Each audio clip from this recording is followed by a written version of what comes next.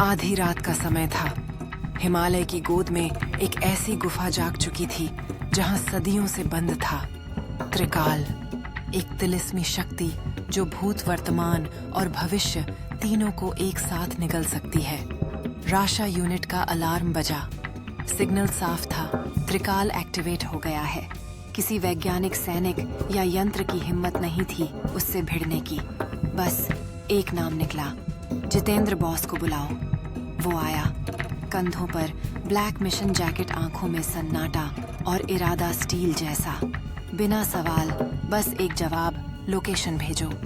उसे मिला त्रय चक्र, 3 युगों को नियंत्रित करने वाला यंत्र। एक हेलीकॉप्टर उसे बर्फीले तूफान में छोड़ता है। नीचे वो गुफा थी जिसकी दीवार पर लिखा था, जो यहाँ गया वो अपने समय में नहीं लौटेगा। कहानी का अगला भाग जल्द ही आ रहा है। कृपया सुनना जारी रखें। आप सुन रहे हैं जितेंद्र बॉस अद्भुत कथाएं, कहानी जो दिल छू जाए। अधिक रोमांचक और मनोरंजक कहानियों के लिए जितेंद्र बॉस अद्भुत कथाएं चैनल को सब्सक्राइब करें और जुड़े रहें। सुनने के लिए धन्यवाद। जितेंद्र बॉस ने धीरे धीरे गुफा के अंदर कदम रखा। चारों ओर धुंधलका फैला हुआ था और अचानक उसे त्रय चक्र दिखाई दिया जो रहस्यमय शक्तियों से भरा हुआ था। यह यंत्र समय के तीनों युगों को नियंत्रित करने की क्षमता रखता था। जितेंद्र ने अपनी शक्तियों को संचित किया। उसकी आंखें चमक उठीं जब उसने उस तिलिस्मी शक्ति का सामना करने का निर्णय लिया। उसके मन में सवाल थे, लेकिन हिम्मत अधिक थी। इस यात्रा ने न केवल उसके वर्तमान को बल्कि भविष्य को भी पेचीदा बना दिया था। क्या वो इस चुनौती को पार कर पाएगा? जितेंद्र बॉस ने त्रय चक्र को सक्रिय किया और एक नीली लहर उसके हाथ से फूटी। गुफा में रोशनी फैली, दीवारों पर छायाएं थरथराईं। तिलिस्म का हाहाकार सुनाई दिया।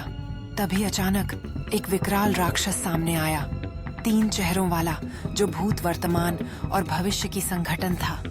उसकी आंखों में एक खौफनाक चमक थी। जितेंद्र ने खुद को तैयार किया।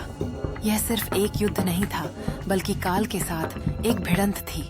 राक्षस की हंसी गूंजने लगी जब उसने कहा, यहाँ तिलिस्म चलता है, विज्ञान नहीं। जितेंद्र ने सर उठाया।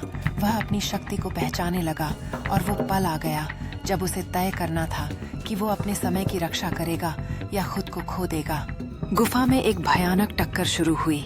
जितेंद्र बॉस ने त्रय चक्र की ऊर्जा को पूरी ताकत से अपने भीतर समाहित किया। उसका शरीर नीली रोशनी में लिपटा हुआ था। राक्षस ने घातक छायाओं के साथ जवाब दिया, जिसने दीवारों को थरथराने पर मजबूर कर दिया। यह ऐसा युद्ध था जहां हथियार नहीं थे, बल्कि काल की शक्तियां टकरा रही थीं। जितेंद्र ने अपनी हर भावना को संचित किया और जैसे ही उसने राक्षस की ओर देखा, उसे एहसास हुआ कि यह सिर्फ उसकी व्यक्तिगत लड़ाई नहीं थी, यह सभी समय के लिए संघर्ष था। क्या वो अपने भय को परास्त कर सकेगा या यह गुफा उसे अपने अंधेरे में समेट लेगी? जितेंद्र बॉस दृढ़ता के साथ खड़ा था। उसकी आंखों में जज्बा जल रहा था। जैसे जैसे घुमावदार धुंध छंटने लगी, गुफा में एक नया रास्ता उजागर हुआ। इस अराजकता के बीच आशा की किरण प्रकट हो रही थी। राक्षस ने घबराकर पीछे हटना शुरू किया जब जितेंद्र ने त्रय चक्र से एक शक्तिशाली नीली ऊर्जा की लहर को मुक्त किया। पूरा गुफा रोशन हो उठा और गहरी छायाएं वापस खींचने लगीं। यह न केवल उसकी लड़ाई थी, बल्कि यह समय के हर सार का संघर्ष था, जहां एक नई शुरुआत की संभावना प्रकट हुई। क्या जितेंद्र अपने अतीत को छोड़कर भविष्य का निर्माण करने में सक्षम होगा? जितेंद्र बॉस अब एक चमकदार नीली रोशनी में लिपटा हुआ आगे बढ़ता है।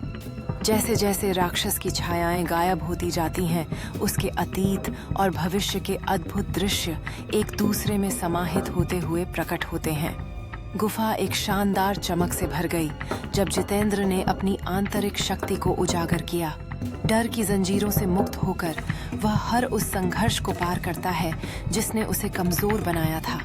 राक्षस के चेहरे पीड़ा में बदल जाते हैं और जितेंद्र समझता है कि हर लड़ाई में एक नया सबक छिपा होता है। क्या यह उसके लिए एक नया अध्याय लिखने का समय है, जहां वो अपने अतीत को पीछे छोड़ सकता है? जितेंद्र का शरीर ऊर्जा से भर जाता है जब वह अपने हाथों को गुफा की छत की ओर उठाता है। त्रय चक्र की शक्ति को एक शानदार प्रकाश की किरण में बदलते हुए वह अंधकार को चीरने लगता है। राक्षस क्रोध और निराशा में चीखता है। उसके चेहरे में गुस्सा और डर दोनों झलकते हैं। जैसे जैसे गुफा उनके चारों ओर दरकने लगती है, समय की नींव हिचकोले खाने लगती है। जितेंद्र जानता है कि यह क्षण उसे सब कुछ हासिल करने का अवसर दे रहा है। क्या वह समय की जंजीरों को तोड़कर स्वतंत्रता प्राप्त करेगा या राक्षस के बढ़ते आक्रमणों के आगे झुक जाएगा? जितेंद्र एक निर्णायक स्थिति में खड़ा है जब प्रकाश की किरण गुफा को अपने तेज उजाले से भर देती है। उसकी परछाई उम्मीद और चुनौती का प्रतीक बन जाती है, जो अंधकार के सामने खड़ी होती है।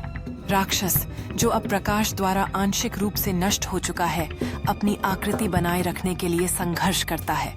उसके चेहरे अंतिम प्रयास में विकृत होते हैं, जबकि समय के टुकड़े उनके चारों ओर चक्कर लगाते हैं। यह क्षण केवल एक लड़ाई नहीं, बल्कि एक ऐसे बदलाव का प्रतीक है जहां जितेंद्र को अपने डर को हराकर अपने भीतर की शक्ति पहचाननी होगी। क्या वह इस असाधारण चुनौती को पार कर सकेगा? जितेंद्र के चेहरे पर दृढ़ता झलकती है जब वह त्रिचक्र की ऊर्जा को अपने भीतर समाहित करता है। गुफा में रंग बिरंगी रोशनी फैलने लगती है, जबकि उसके चारों ओर प्राचीन प्रतीक तैरते हैं। पीछे की ओर गुफा की दीवारें चमक उठती हैं, जो अतीत के योद्धाओं की लेखन को उजागर करती हैं। ये योद्धा भी ऐसे ही संघर्षों का सामना कर चुके हैं और उनकी आत्माएं जैसे जितेंद्र को आगे बढ़ने के लिए प्रेरित कर रही हैं। यह एक क्षणिक यात्रा नहीं है, बल्कि एक सदी ओल्ड विरासत का हिस्सा है, जहां हर कदम पर वो उन पुरानी कहानियों के साथ जुड़ता है। जब ऊर्जा उसके भीतर बहने लगती है, जितेंद्र एक साहसी कदम आगे बढ़ाता है, जैसे कि वह जमीन से उड़ने लगा हो, समय की शक्ति को अपनाते हुए। 3 मुंह वाला राक्षस अब कमजोर और निराश घुरघुराते अंधकार की लपेटों के साथ अपना प्रहार करता है। ये लपेटें तड़कती हैं और हिलती हैं, जैसे वो जितेंद्र को फंसाने की कोशिश कर रही हों। लेकिन जितेंद्र की आत्मा में एक अद्वितीय साहस है, जो उसे इस अंधकार का सामना करने की प्रेरणा देती है। यह लड़ाई केवल उसकी नहीं है, बल्कि उन सब की है जिन्होंने अपनी इच्छाओं और सपनों के लिए लड़ा है। जितेंद्र बॉस सिर्फ नाम नहीं, एक एहसास है। हर डर से लड़ने वाला, हर रहस्य को बेनकाब करने वाला, जिसकी आंखों में हौसला है और दिल में अपने दर्शकों के लिए बेइंतहा प्यार। वो सिर्फ कहानियों में नहीं, आपके जज्बातों में जीता है। हर बार जब वो स्क्रीन पर आता है, एक जुड़ाव सा बन जाता है। आपका प्यार उसकी सबसे बड़ी ताकत है, और उसी प्यार के बदले वो लाता है नई कहानी, नया रोमांच और ढेर सारी भावनाएं। क्योंकि जितेंद्र बॉस सिर्फ किरदार नहीं, आपके अपने दिल का एहसास है।